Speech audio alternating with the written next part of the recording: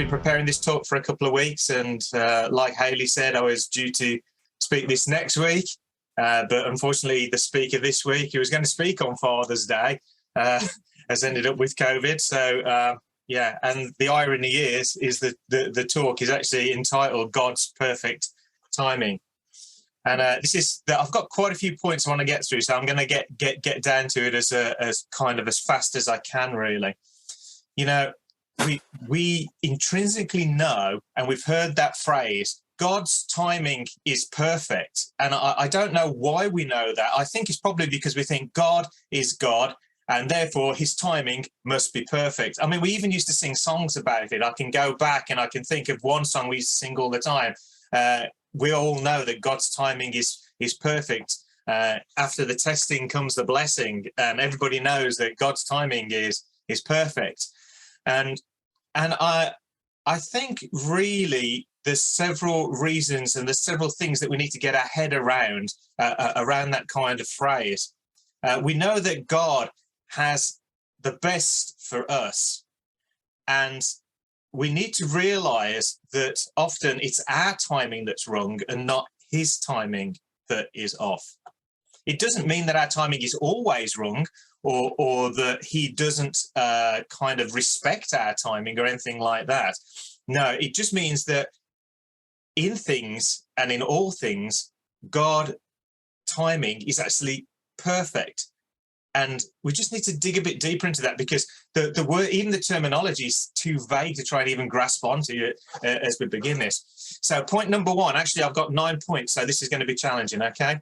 Point one, we think that God has deadlines, but he doesn't really.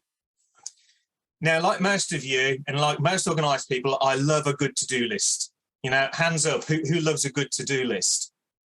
You know, and don't you just love getting towards the end of that to-do list? The trouble is once you rush like crazy, drive like mad to get to the end of the to-do list, there's always items that you add onto the to-do list. It never finishes. It never completes. And in fact, I started life as what my old geography teacher used to call a procrastinator. He was quite a posh geography teacher, and he always used to speak with his nasal voice. He used to go, "Rob, you're a procrastinator."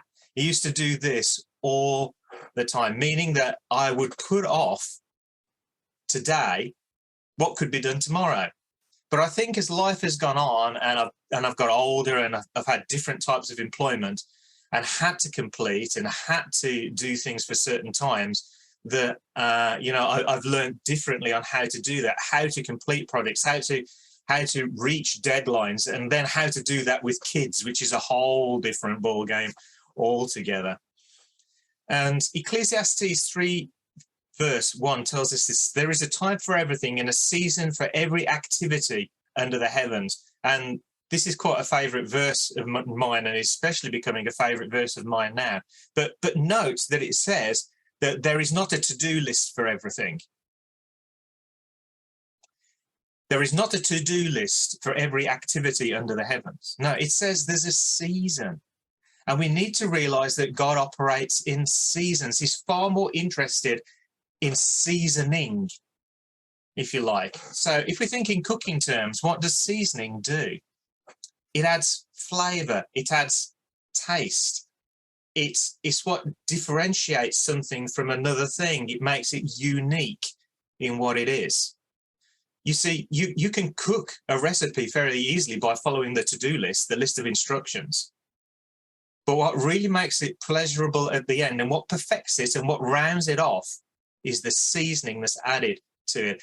And we need to realize that life is not all about completing things, but it's all about what flavor we leave in people's mouths.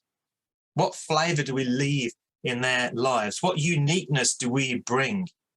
And God obviously wants us to keep our worldly obligations, but it isn't about getting the task done. Concerning God, it's all about the flavor that we leave in the mouth of others, never about the haste of the to-do list. Point 2, he is never impatient. And the whole problem with the to-do mentality and deadline mentality is that we just can't wait to get that list completed, like I said with to you. And the issue is that that to-do list never shrinks. And we always think that the reward is in the result. And much of the time, we never complete that to-do list, so we never receive the reward. And we need to realize with God, and I'm forever saying this, it's all about the process.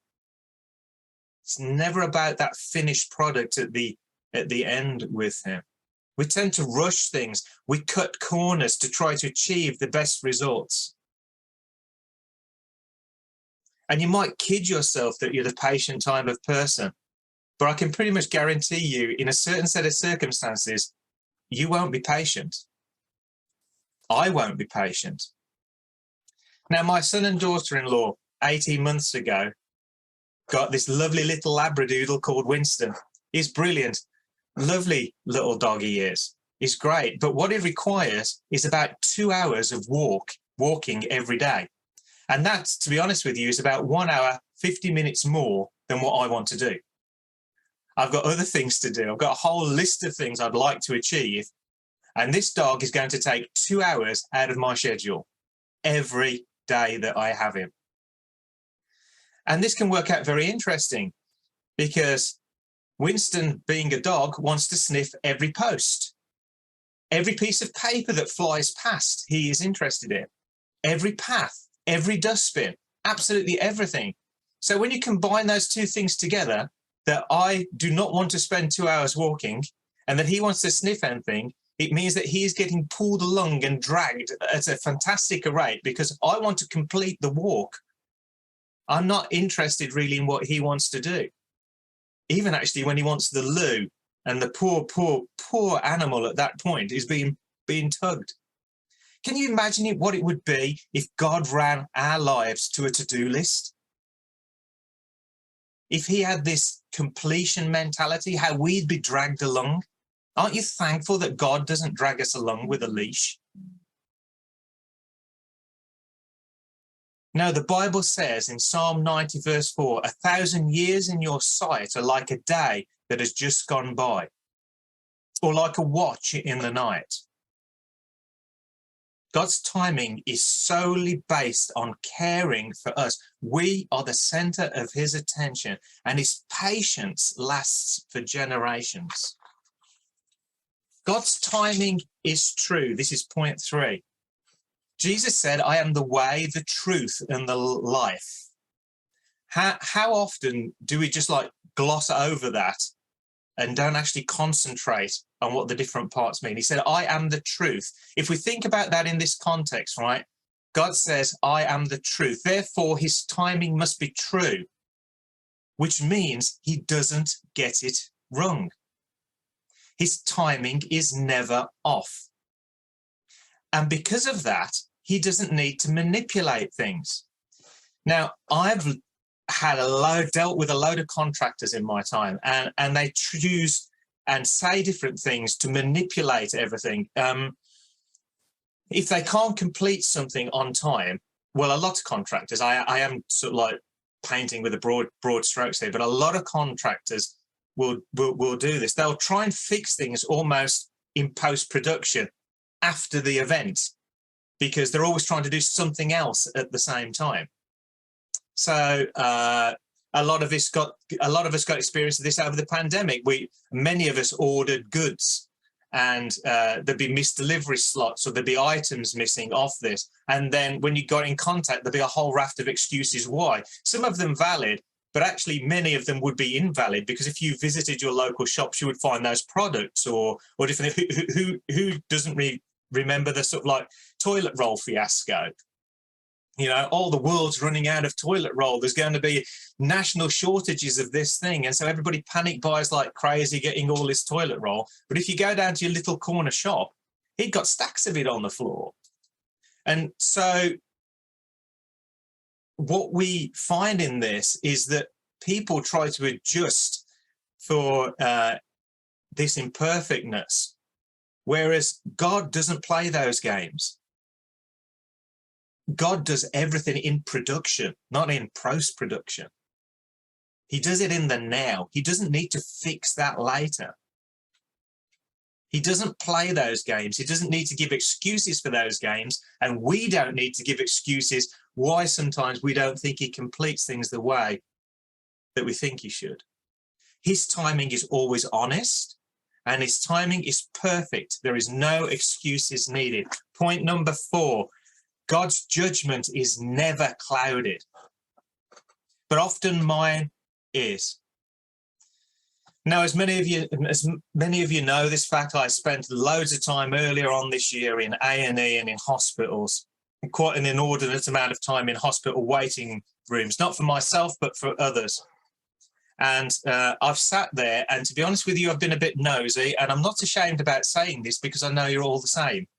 Right? I've sat there in the hospital waiting rooms, listening and watching the conversations that happen. And it's just so interesting, isn't it? And actually, each one of these things I'm about to tell you, I have personally witnessed. Right? I'm not just telling you a joke here. This is the absolute truth. I witnessed the little boy with a saucepan stuck on his head. I saw that. I saw his mom in absolute panic come in with their poor little kid thinking he's got this fixture for life. You know, he'd got fairy liquid and grease running down his head because his poor mom had tried everything to get this metal helmet off his head, really. And she's in such distress.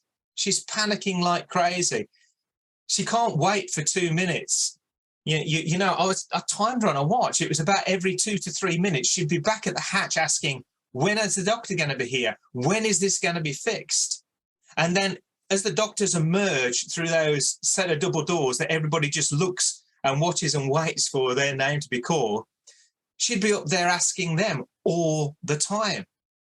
And then there was the other guy that was sat there with the fork, the builder, fork through his foot, bandage around the outside. You see these sort of like skits on the TV, but it's the absolute truth. He was there with a bandage on his foot, with a fork still through it. And he's as calm as absolutely anything. You can tell he's a macho builder because you can see it running through his head. He even got somebody to pick up a magazine for him so he could read the magazine while this fork through his foot. And, you know, he was perfectly fine until the point of when he goes through to the cubicles the other side, because I'm sitting there in these cubicles. And inevitably, when you're sitting in A&E, you get to hear these rather disturbing sounds, don't you? You get the cry of, help, help, get me out of here, help. Somebody's screaming that down. And at that point, to be honest, he loses it. He then too starts to shout, help. And he starts to get really, really panicky. Now, both sets of these people become impatient depending on the circumstances that are around them. But what they don't see is the real people that are in need. The real people that maybe have got a head injury or heart issues. The ones that have actually come in silent because they're unconscious. Their lives are so much more at risk than the kid with a saucepan on his head and the guy with a fork through his foot. And aren't you just glad that God's judgment isn't clouded, that he sees very, very clearly? He always makes decisions with you at the center of his mind. And it's tough to make decisions without being influenced. It's so tough for us to make decisions without being influenced, but it isn't for God. God does not have a priority checklist on who gets answered first. His timing is right and his judgments are clear. And then just building on that, I just want to get to point 5, which is he only has you on his mind. Sounds like it should be a pop song. He only has you on his mind. And that one's really, really hard for us to grasp. Encyclopedias and various data sites will tell us that there are 7.7 billion, actually just over 7.7 billion people on the face of this planet. And when we run that through our heads, we say we cannot possibly have a personal relationship with that many people, and that expectation we plant upon God, that he can't either. In fact, sociologists and psychologists will tell you that you can only have a meaningful relationship with 12 people at one time. If you're a male, it's less. It's around half that. It might be even less than that, actually. And in fact, for a male, it's probably that in an entire lifetime. Okay? So sociologists would tell you that it's only possible then to only have close relationships with a few people. And because of that, and because of that thinking that we have, we prioritize based on time and closeness how those relationships are going to work. For most people, the priority goes like this: family, close family, friends, then actually church family, then work colleagues. And we go, we've only got 24 hours in a day. How do we divvy this up? How do we divvy this time up? Yet the reality is, with God, he can have a personal relationship with all those 7.7 billion people in one go. That is the reality. That is the truth of who God is. Lamentations 3:25-26 says, "The Lord is good to those who hope in him. To the one who seeks him, it is good to wait quietly for the salvation of the Lord." Just the first part of that again. The Lord is good to those whose hope is in him. And he eagerly awaits to fulfill our hopes. He eagerly awaits to meet us and wants to meet those desires that we have in our heart. He speeds to the rescue. He longs to hear our confessions. He waits eagerly for our praise, for our questions, for our relationship, for our dialogue. He wants all of that. In other words, he always has you on his mind. He knows your heart. He knows your mind. So his timing will always be perfect. You see, you're never the second in line with God. You're always first. You're always first.